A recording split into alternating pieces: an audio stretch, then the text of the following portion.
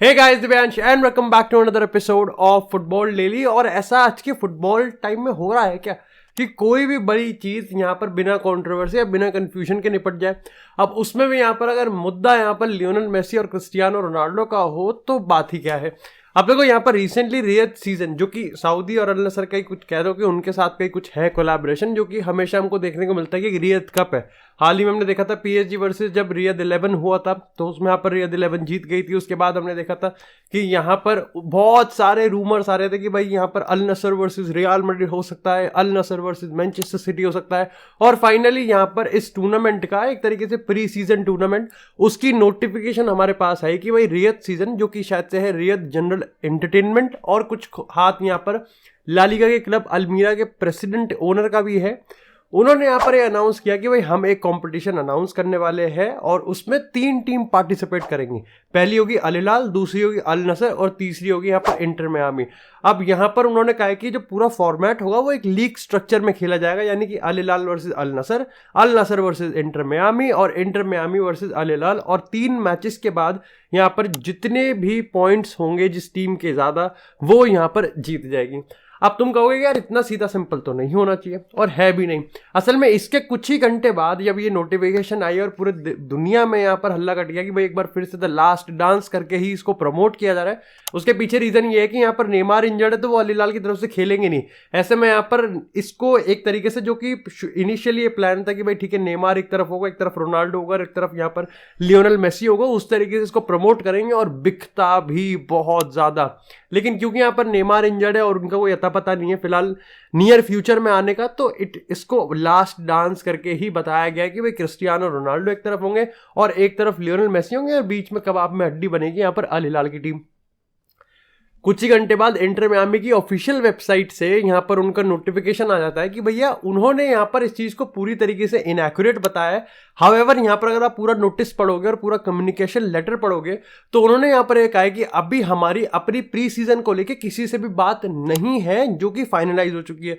उन्होंने कहा कि हम सोच रहे हैं और एक्सप्लोर कर रहे हैं क्योंकि इंटर मियामी को ahead of the next season अपने प्री सीजन को पहले से शेड्यूल करना है और वो पूरी तरीके से प्रिपेयर्ड है।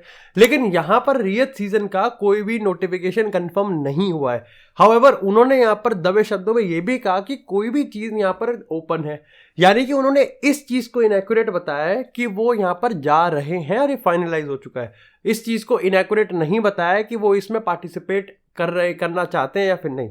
अब देखो इसके बाद ही मामला और यू टर्न ले लेता है कि इंटर मियामी ने ये पोस्ट और ये कम्युनिकेशन डिलीट कर दिया है अपनी ऑफिशियल वेबसाइट से। आप अगर आप जाओगे उनके सोशल मीडिया हैंडल वगैरह पे और वेबसाइट पे तो आपको ये मैसेज नहीं मिलेगा।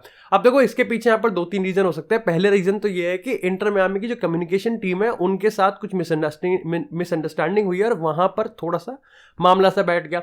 अच्छा, इसके बाद ही अलग से आप देखो कि इस प्लान में बहुत ज़्यादा दिमाग लगाया गया है क्योंकि इसको फरवरी के पहले हफ्ते में रखा गया है इंटर मियामी को ध्यान में रखते हुए। यानी कि जो टीम जो ऑर्गेनाइजर्स हैं उनको पता है कि अल नसर वर्सेस इंटर मियामी तो करवाना ही करवाना है। अच्छा, पैसा भी इतना ज़्यादा है कि भाई इंटर मियामी वाले भी क्यों ही मना करेंगे। तो तुम खुद सोचो क्यों ही मना करेंगे इंटर मियामी वाले या फिर अल नसर वाले कि ये मैच नहीं होना चाहिए। खैर यहाँ पर देखो ओवरऑल मेरे को लगता है कि मैच तो हो जाएगा और मैच काफ़ी सही भी होगा क्योंकि उधर से लुइस सुआरेज भी इंटर मियामी को ज्वाइन करेंगे और इधर से यहाँ पर सादियो माने, क्रिस्टियानो रोनाल्डो और बड़े बड़े प्लेयर्स हैं। हमको ये नहीं भूलना चाहिए कि अल हिलाल में नेमार नहीं है लेकिन उसके अलावा भी काफ़ी सही प्लेयर्स हैं। तो it would be absolutely amazing. ठीक है, मतलब एक बार फिर से 2 फैन बेस लड़ लेंगे। लेकिन इसके अलावा यहाँ पर 1 लास्ट डांस करके इसको बेचा जा रहा है, लेकिन ऐसा हो नहीं सकता क्योंकि 2025 में चांसेस हैं कि हमको क्लब वर्ल्ड कप में दोनों टीम एक बार फिर से भिड़ती हुई दिख सकती हैं। उसके साथ ही इसके चांसेस कम है, लेकिन अर्जेंटीना तो जीत जाएगी अपना कोपा अमेरिका। पोर्चुगल अगर बाय चांस यूरो जीत गई तो फिनलिस्मा भी हो जाएगा। उसके साथ यहाँ पर अगर हम आने वाले इनके कुछ फ्रेंडलीज की बात करें तो 2 फ्रेंडली जो कि मेरे प्रेडिक्शन में होने ही वाले हैं वो होगा अल नसर वर्सेस रियल मैड्रिड। डेफिनेटली अगले सीजन हो ही जाएगा विद रियल रोनाल्डो इससे पहले कि रिटायर हो जाए। और यहाँ पर इंटर मियामी FC बार्सिलोना ये भी होना ही होना है। तो मान के चलो कि ये चीज़ तो कंफर्म है। देखो यही चीज़ है भाई, उनको पता है कि लाइक अल नसर कहाँ खेलती है, इंटर मियामी कहाँ खेलती है, लेकिन फ्रेंडली की आड़ में सब चीज़ जायज़ है क्योंकि इससे आता है पैसा। खैर इसी के साथ बात करते हैं अब थोड़ी सी ड्रामे की और कंट्रोवर्सी की। अब कल जो यहाँ पर वर्ल्ड कप क्वालिफायर्स का मैच हुआ था अर्जेंटीना वर्सेस ब्राज़ील का, जो कि डेफिनेटली बहुत नेगेटिव चीज़ों के लिए पब्लिसाइज्ड हो गया और यहाँ पर फेमस हो गया। ऑलरेडी फेमस मैच और फेमस हो गया। इंटरव्यू में लियोनेल मेसी ने बताया कि अगर यहाँ पर चीज़ों को काम हम ना करते, अगर हम यहाँ पर इमीडिएट स्टेप्स ना उठाते, जैसे अगर आप देखोगे एमिलियानो मार्टिनेज, जो कि भाई मेरे लिए लेजेंड बन चुका है, जिस तरीके से वो पुलिस वाले का कच्चा खींचने लग गया। साथ ही यहाँ पर लियोनेल मेसी का बहुत ही इमीडिएट एक्शन लेना कि भाई चलो भाई यहाँ से चलो और यहाँ से आप लोग सबसे पहले वो इमीडिएटली लॉकर रूम में नहीं गए थे, वो सबसे पहले यहाँ पर उस इंसिडेंट प्लेस पे गए थे और फिर वहाँ पर उन्होंने डिसाइड किया कि अब हम लॉकर रूम में जाएंगे और यहाँ पर तब तक बाहर नहीं निकलेंगे जब तक ये ड्रामा और ये नंगा नाच ये बंद नहीं करेंगे। इसके बाद यहाँ पर काफ़ी सारी चीज़ें हुई, काफ़ी सारी हरकत हुई एंड डेफिनेटली जो फुटबॉल मीडिया की बात करो, फुटबॉल फैन बेस की बात करो, वो अर्जेंटीना के साथ है और उन फैंस के साथ है। लेकिन इस पर यहाँ पर अगर आप ब्राज़ीलियन स्टेडियम मिलिट्री पुलिस की बात करोगे तो उनके बहुत हाई अफसर ने कमेंट किया है और काफ़ी ज़्यादा कंट्रास्टिंग है। उन्होंने यहाँ पर ये बताया कि ऐसा नहीं है कि हवा में चला देते हैं हम डंडा। उन्होंने यहाँ पर ये कहा कि देखो सबसे बड़ी बात तो दिक्कत की ये बात है कि आपने एक मैच में दो फैन बेसिस को मिक्स में क्यों बिठा रखा है। एक प्रॉपर स्ट्रैटेजी होती है कि अवे फैंस दूसरी जगह जाएंगे और होम फैंस यहाँ बैठेंगे। आपने मिक्स में बिठा रखा है तो पंगे तो यहाँ पर होने ही है और ये चीज़ हमने बहुत यूरोपियन या फिर बहुत इंटरनेशनल मैचेस में देखा भी है। लेकिन यहाँ पर जब आप ब्राज़ील और अर्जेंटीना की बात करते हो, गिवन द फैक्ट कि अभी कोपा लिबर्टाडोरेस का फाइनल हुआ है और उसमें ड्रामा हुआ है, आप ये चीज़ कैसे होने दे सकते हैं। उन्होंने इस चीज़ को हाईलाइट किया। लेकिन दूसरी चीज़ ये कि उन्होंने कहा है कि हम पर्टिकुलरली अगर अर्जेंटीना फैन बेस की बात करें तो वो पुलिस से भिड़ती हुई आई है और उन्होंने यहाँ पर स्टेडियम में हल्ला काटा है और ड्रामा काटा है, अभी नहीं हिस्ट्री में। और इसीलिए कहीं ना कहीं जो गो टू टैक्टिक थी वो ये थी कि लठ बजा ही दो। खैर इस चीज़ को मैं यहाँ पर ज़्यादा सपोर्ट नहीं करता क्योंकि मेरे को लगता है कि ये क्या बात हुई कि अगर पिछले 10 लोग करके गए हैं तो अगला 11वां जो बंदा है वो इमीडिएटली ऑटोमेटिकली पिटेगा।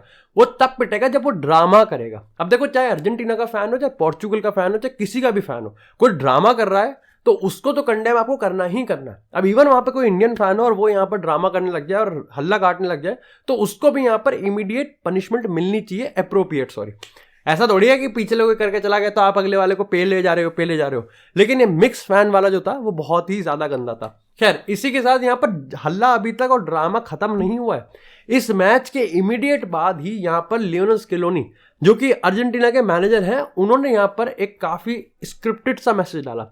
उन्होंने कहा कि देखो यार, अर्जेंटीना को एक ऐसे मैनेजर की जरूरत है जो कि अपने 200% पे हो और मैं अभी यहाँ पर थका हुआ हूँ, आई एम रियली टायर्ड और मैं यहाँ पर रिजाइन नहीं कर रहा हूँ, मैं यहाँ पर अपना रेजिग्नेशन नहीं दे रहा हूँ, लेकिन डेफिनेटली मेरे को यहाँ पर टाइम चाहिए चीज़ों को समझने का और चीज़ों को परखने का।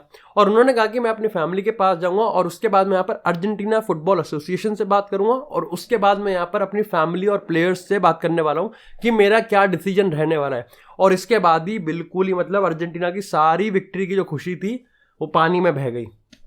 इसके बाद डेफिनेटली मैं अर्जेंटीना फुटबॉल न्यूज़पेपर्स की बात करूं या फिर आर्टिकल्स की बात करूं, वहाँ पर काफ़ी सारी चीज़ें। और अगर आप अर्जेंटीना की बात करोगे तो पिछले 1-1.5 साल से चल ही रहा है। कभी लियोनेल मेसी यहाँ पर लियोनेल मेसी के चक्कर में वो चीज़ हाईलाइट हो जाती है तो कभी किसी और चीज़ के चक्कर में हाईलाइट हो जाती है। और यहाँ पर दो चीज़ें बताई जा रही है कि बहुत प्रॉब्लमैटिक है। देखो सबसे पहले, और दोनों में से कोई भी स्पोर्टिंग रीज़न नहीं है, there is no sporting reason कि यहाँ पर अर्जेंटीना के गेम स्टाइल है कुछ नहीं है।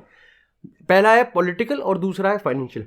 देखो पॉलिटिकल की बात करें तो यहाँ पर करंट प्रेसिडेंट की बात करें और अभी इलेक्शन होने वाले थे, उसके चक्कर में ये बताया जा रहा है कि स्कलोनी को एज अ पॉन यूज किया जा रहा है, प्यादा की तरह उसको यूज किया जा रहा है। साथ ही यहाँ पर लियोनेल स्केलोनी के क्लोज सोर्सेज बताते हैं कि उनको ये लगता है कि अभी तक उनको डिजर्व्ड रिस्पेक्ट और अप्रिसिएशन नहीं मिली है, उनको एज इंटरिम कोच और मैनेजर की तरह यूज किया जा रहा है। जबकि पूरे फैन बेस की बात करो अर्जेंटीना की, मेसी की या फिर पूरे फुटबॉल वर्ल्ड की, तो वो सब के सब काफी ज्यादा खुश है और रिस्पेक्ट करते हैं। लेकिन ये चीज अंदर ऑर्गेनाइजेशन के नहीं निकल के आ रही। साथ ही यहाँ पर उन्होंने ये भी कहा है कि अभी तक यहाँ पर अर्जेंटीना का जो वर्ल्ड कप का प्राइज मनी था वो ही नहीं डिस्ट्रीब्यूट हुआ। अब काफी लोग ये बताते हैं कि दूसरा वाला रीजन इतना इंपॉर्टेंट नहीं है, लेकिन still it is a reason. तो ये चीज अभी है, अर्जेंटीना के ड्रेसिंग रूम में कोई भी चीज अभी तक नहीं कन्वे की गई है। सबको ये लगता है कि रेजिग्नेशन नहीं आएगा, ये एक प्रेशर बनाने की तरीका है कि और यहाँ पर अगर लियोनेल स्केलोनी ने बोल दिया तो अर्जेंटीना और हाईलाइट हो जाएगी और यहाँ पर उनके प्रेसिडेंट को कुछ ना कुछ करना पड़ेगा। काफी लोग ये भी मानते हैं कि उसके बाद मैच के बाद एक ट्रिब्यूट फोटो भी खींची गई थी लियोनेल स्केलोनी और उनके कोचिंग स्टाफ के साथ, जो कि और ज्यादा इस चीज को फ्यूल कर रहा था कि भाई यहाँ पर कुछ हल्ला कटने वाला है। खैर इसी के साथ बात करते हैं अगर जोसे मोरिन्यो की। भाई मोरिन्यो का अंदाज काफी बढ़िया है। देखो उन्होंने यहाँ पर अपने कोचिंग करियर को बताते हुए कह दिया कि भाई मैं तो सऊदी अरब जाने वाला हूँ, ये कल नहीं होने वाला, ये परसों नहीं होने वाला, लेकिन ये डेफिनेटली होने वाला है। और ये ठीक उसी कुछ दिनों के बाद आया है जब हाल ही में ही सऊदी फुटबॉल के कुछ हायर ऑफिशियल ने कंफर्म किया कि वो इंटरेस्टेड हैं जोसे मौरिन्यो को साइन करने में। और ऐसे में मेरे को कंफर्म लग गया कि भाई यहाँ पर कोई मतलब ही नहीं बनता कि जोसे मौरिन्यो और यहाँ पर क्रिस्टियानो रोनाल्डो का रियूनियन कैसे नहीं हो सकता। यस, लुइस कैस्ट्रो बहुत अच्छा काम कर रहे हैं, लेकिन मेरे को लगता है कि लुइस कैस्ट्रो को सैक करने का बस एक बहाना चाहिए अब, और यहाँ पर रोनाल्डो और जोसे मौरिन्यो का होने वाला है। या फिर आप कह सकते हो कि ठीक है, जोसे मौरिन्यो अल हिलाल या फिर जोसे मौरिन्यो अल हाली भी हो सकता है। डेफिनेटली अभी तो खैर गलाडो आया है अल इत्तेहाद में, तो वो तो वहाँ तो कुछ नहीं होने वाला, लेकिन अल हिलाल वगैरह कुछ हो सकता है। तो ये मेरे को लगता है कि डेफिनेटली जोसे मौरिन्यो सऊदी फुटबॉल ज्वाइन करना चाहते हैं। जब उनसे रियल मैड्रिड के बारे में पूछा तो उन्होंने बहुत सटीक आंसर दिया। उन्होंने कहा कि एक सुपर मैनेजर को दूसरा सुपर मैनेजर क्यों रिप्लेस करेगा। उन्होंने कहा कि फ्योरेंटिनो काफी स्मार्ट है और अगर उसको एक सुपर मैनेजर ही चाहिए तो क्यों बाहर जाएगा, बल्कि उसके पास ऑलरेडी कार्लो एंचेलोटी जो कि वन ऑफ द बेस्ट है, उसी को ही वो रिन्यू कर दे, जो कि बहुत सटीक चीज है। भाई देखो, इस चीज पे अलग डिबेट है कि आपको कार्लो को रोकना है या फिर आपको जाबी अलोंसो चाहिए, लेकिन इस पे तो बिल्कुल ही अलग डिबेट है कि आपको कार्लो चाहिए या फिर आपको कोई और ही ऐसा मैनेजर चाहिए। अगर आपको कोई और ही ऐसा मैनेजर चाहिए, चाहे लोग कहेंगे कि हमको नॉस्टैल्जिया वापस चाहिए, जोसे मौरिन्यो की मेंटालिटी चाहिए, क्लब नहीं चाहिए, अगर जोसे मौरिन्यो टाइप मैनेजर चाहिए, कोई ऐसा सीनियर मैनेजर चाहिए, तो Carlo Ancelotti is the best in the world. और अगर आपको फ्यूचर जनरेशन का आपको एक रेवोल्यूशन लेके आना है, देन गो विद जाबी अलोंसो और इवन विद जिडान। ये प्रॉपर तरीका था।